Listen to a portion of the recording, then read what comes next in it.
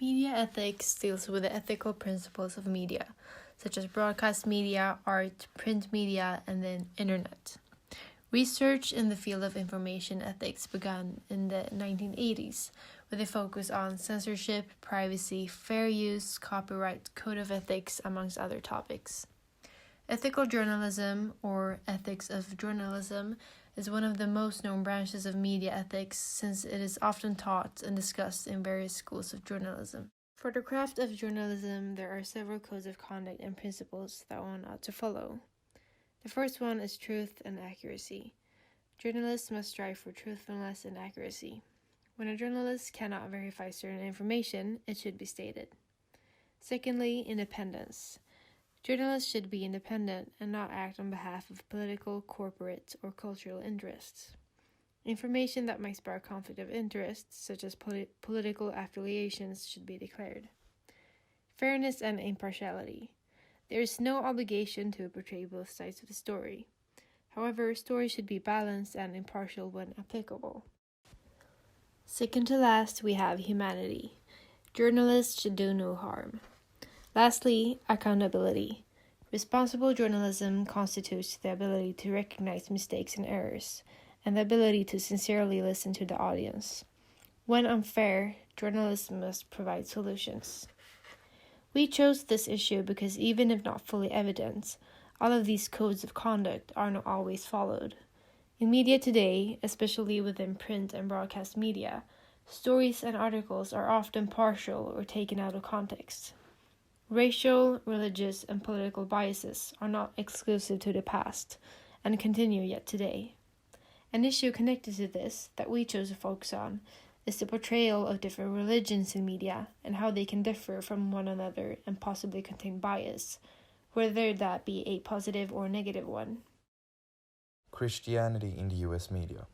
From the 1960s and onwards, one could see Christian leaders becoming involved in the American media to a greater extent.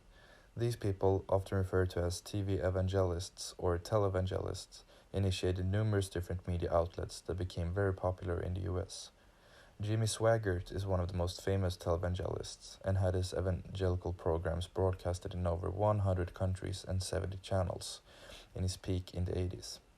Jerry Falwell, who was also a very famous televangelist during the same time, initiated the political organization Moral Majority, with strong connections to the Republican Party, and owned multiple alternative media outlets throughout the US.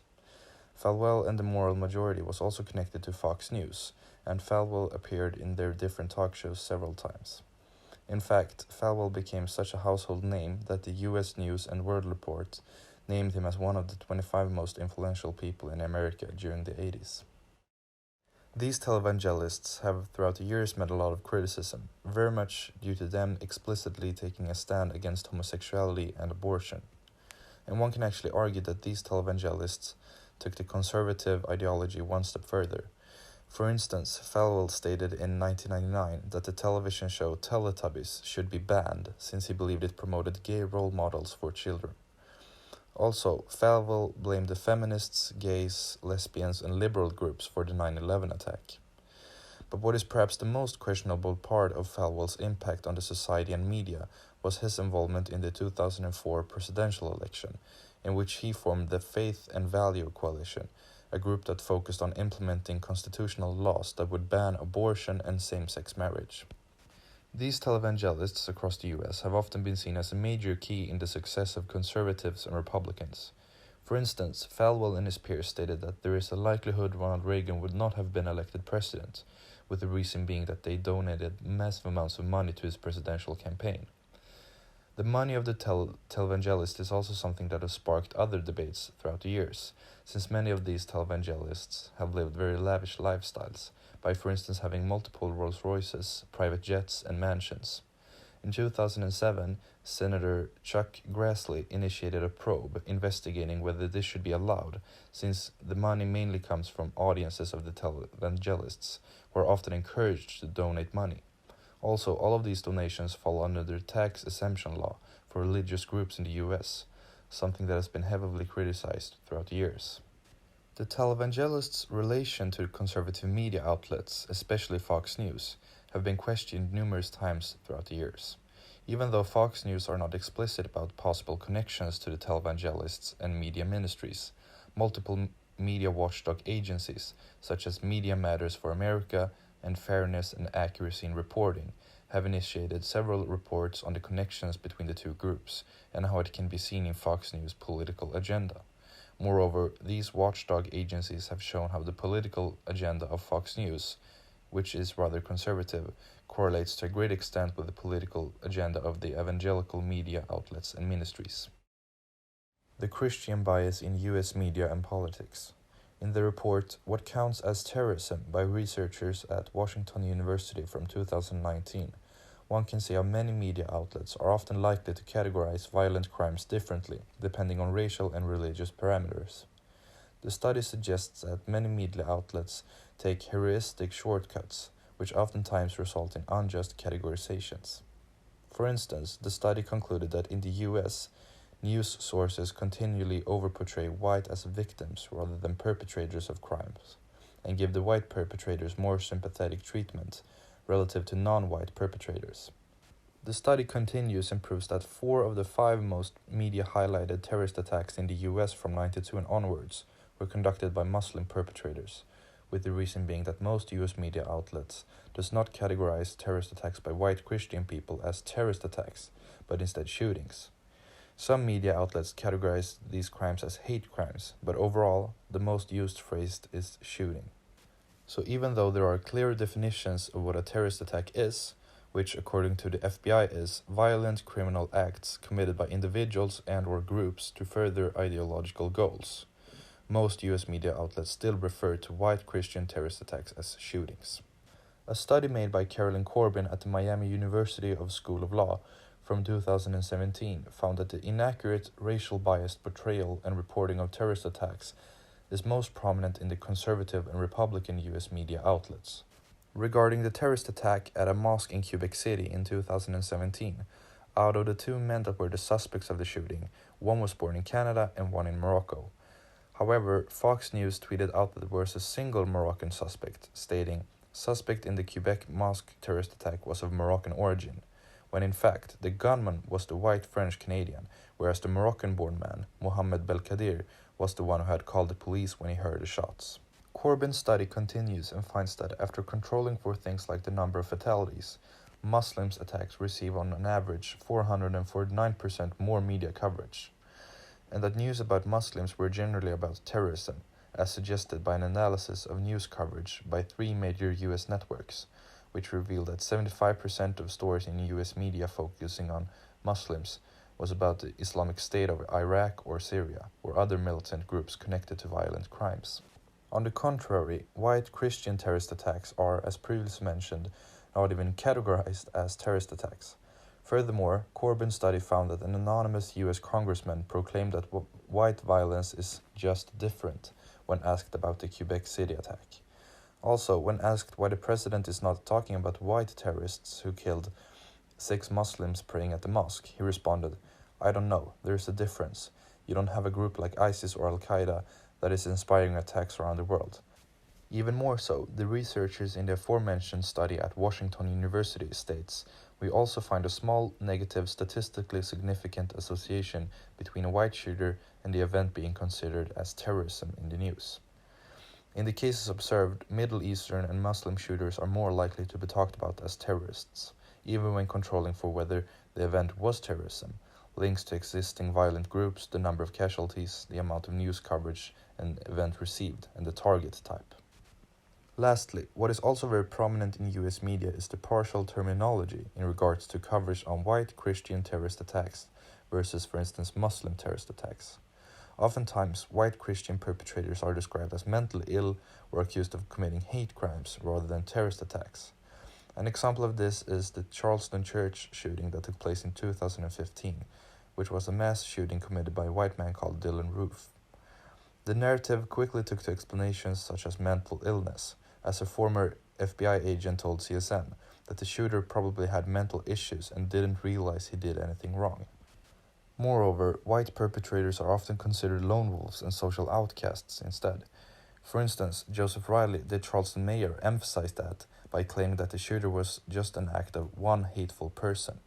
On the other hand, media outlets act differently when covering similar crimes involving Muslims. They are quickly accused of being terrorists, acting on pure evil intent, while white shooters are often believed to be subjects of external injustices, such as bad upbringings. Furthermore, white mass shooters are often portrayed as children, even though they are above the age of 20. James Holmes, who killed 12 people in Colorado in 2012 at the age of 25, was described as a normal kid, a typical American kid, and a smart kid in various media profiles. Dylann Roof was also portrayed in similar way, being called one of these whacked-out kids by Senator Lindsey Graham. During the Middle Ages, Islam was viewed as the complete opposite of Christianity.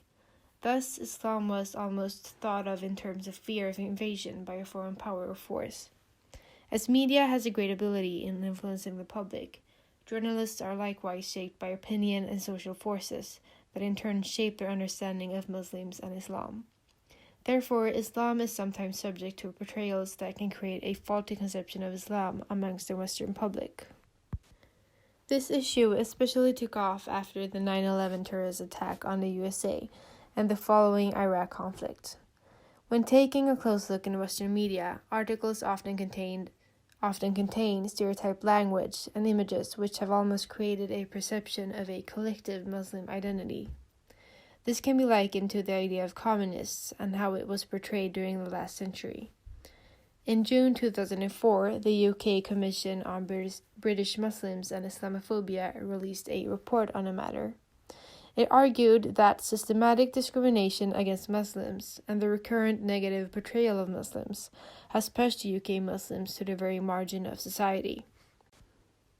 This dangerous trend poses a threat of possibly alienating them, something that unfortunately is not exclusive to the UK.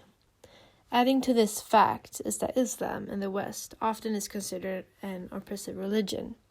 Even though it is the fastest growing religion in the West, it is often viewed as a religion of fundamentalism, extremism, and terrorism.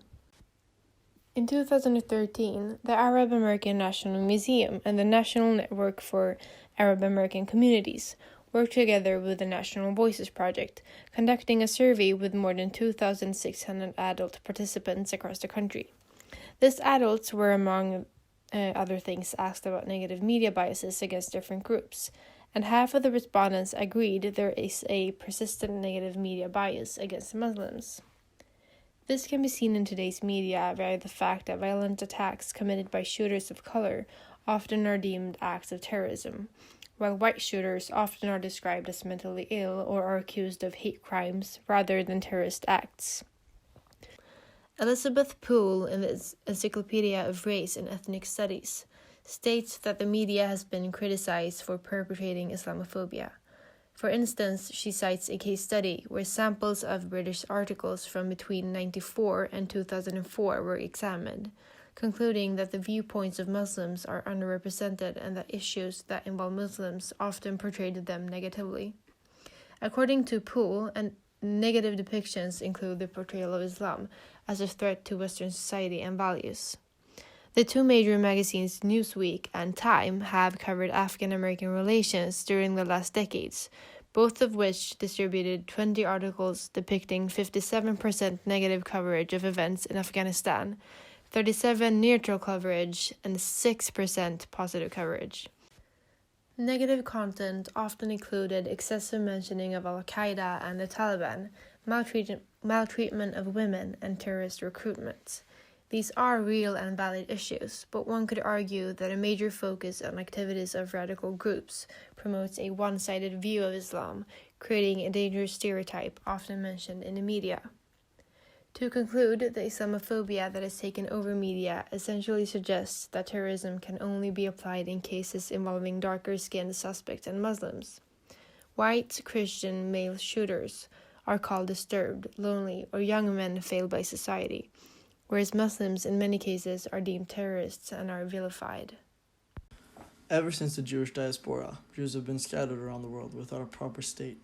They were a minority in most countries in which they settled in and were often targeted as scapegoats for various societal problems.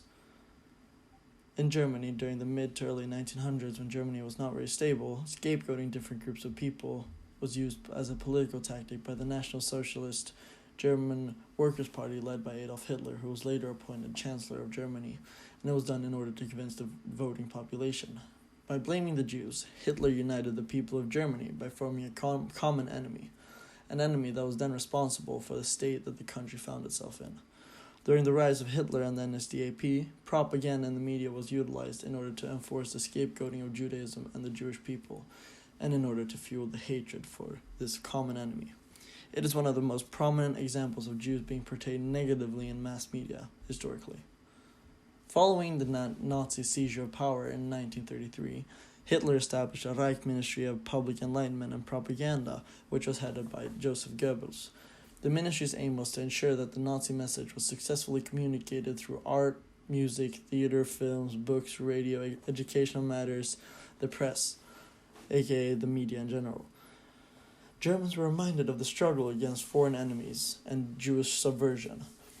During periods preceding legislations or executive measures such as the Nuremberg race laws or the anti-Semitic economic legislations that have followed Kristallnacht against Jews, propaganda campaigns created an atmosphere tolerant of violence against the Jews. Propaganda also encouraged acceptance of impending measures taken against Jews, as these appeared to depict the Nazi government as stepping in and restoring order.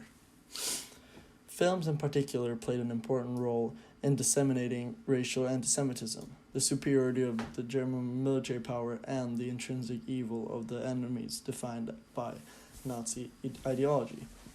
Nazi films portrayed Jews as subhuman creatures infiltrating Aryan society. For example, The Eternal Jew, which was released in 1940, directed by Fritz Hippler, portrayed Jews as wandering cultural parasites consumed by sex and money. Some films, such as The Triumph of the Will, which was released in 1935 by Leni Riefenstahl, glorified Hitler and the National Socialist movement. Newspapers in Germany, above all Der Stürmer, or The Attacker in English, printed cartoons that used anti-Semitic caricatures to depict Jews. And after Germans began World War II with an invasion of Poland in September 1939, the Nazi regime employed propaganda to impress upon German civilians and soldiers that the Jews were not only subhuman, but also dangerous enemies of the German Reich.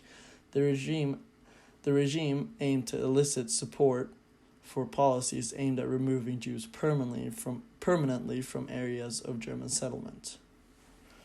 One example of how Nazis used propaganda to cover up atrocities of the Holocaust was in June 1944, when German security police permitted an international Red Cross team to inspect the Theresienstadt camp ghetto. The SS and police had established the Theresienstadt in November 1941 as an instrument of propaganda for domestic consumption in the German Reich. The camp ghetto was used as an explanation for the population of Germans who were left puzzled by the mass and specific deportation of German and Austrian Jews. In preparation for the 1944 visit, elaborate measures were taken to disguise conditions in the ghetto and portray the atmosphere of normalcy. The SS engaged the Council of Jewish Elders and Camp Ghetto residents in a beautification program. The prisoners planted gardens, painted housing complexes, renovated barracks, and developed and practiced cultural programs for the entertainment of the visiting dignitaries to convince them that the seniors' settlement was real. The SS authorities intensified deportation of Jews from the ghetto to alleviate overcrowding, and as part of preparations in the camp ghetto, 7,500 people were deported to Auschwitz between May 16th and May 18th, 1944.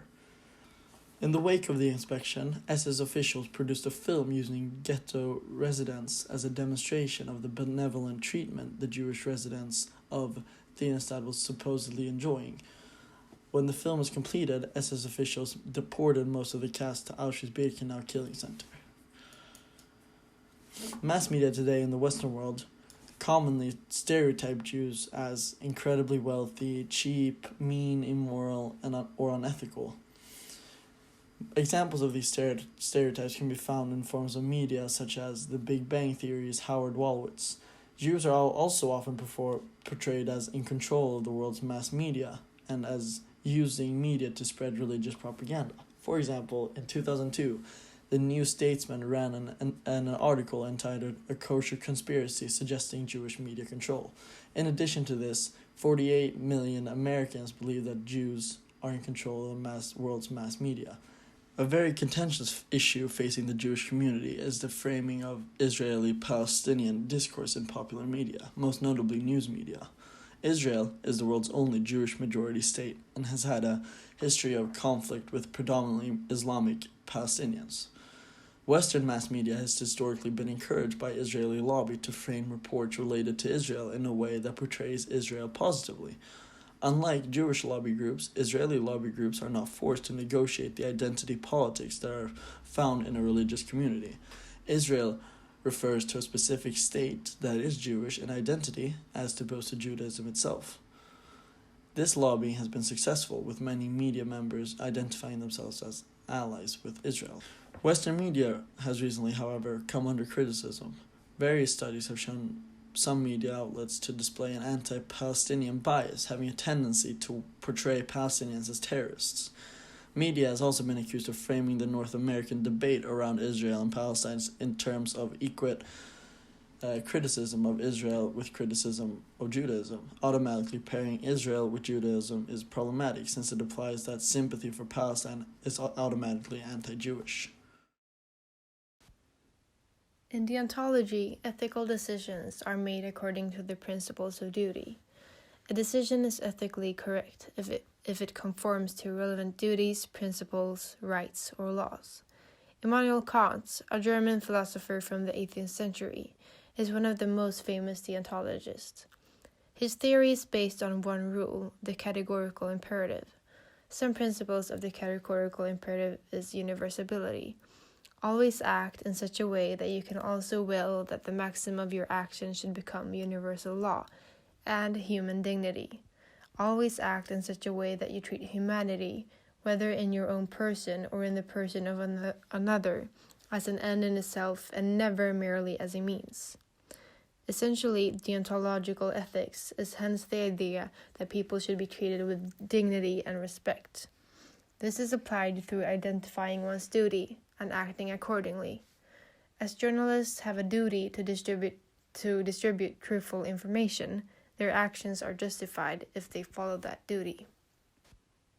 Kant's principle of universalizability argues that a person should always act in such a way should it become universal law.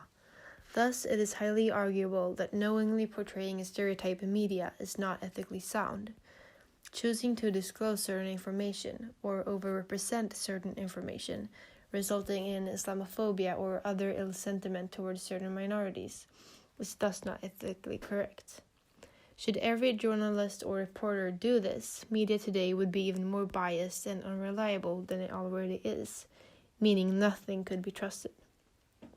A journalist could also ask him or herself whether they would agree that portraying bias or possibly even lying would be acceptable if another journalist were investigating a close friend or relative.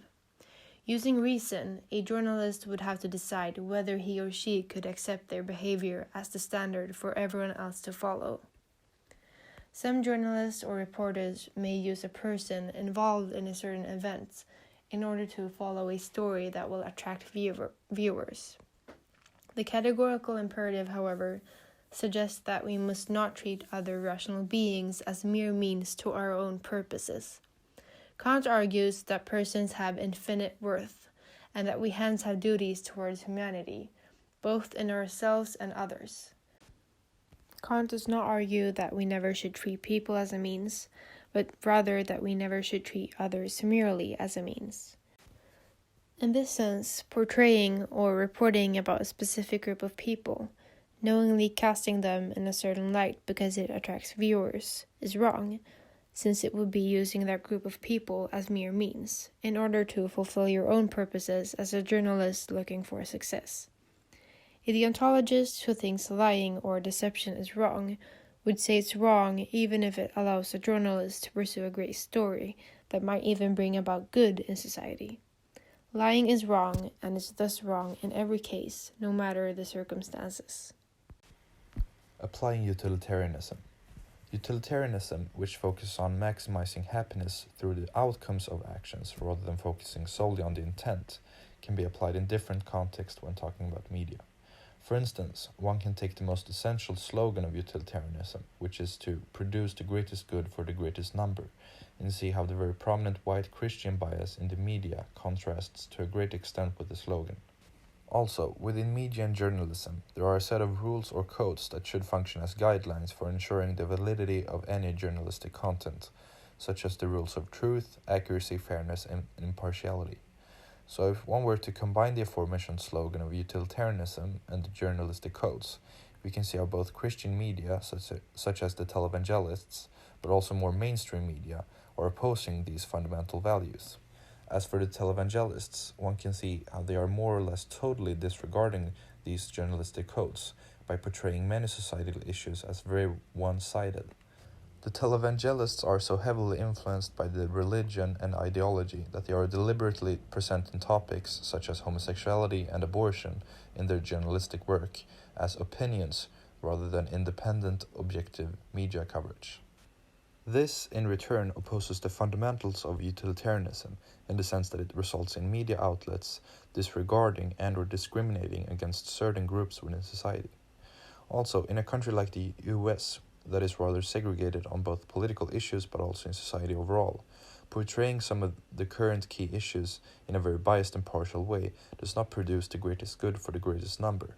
Because essentially, what true media, if you like, really stands for is transparency, impartiality, accuracy, and being able to illuminate all kinds of societal issues in fair, truthful, and genuine ways.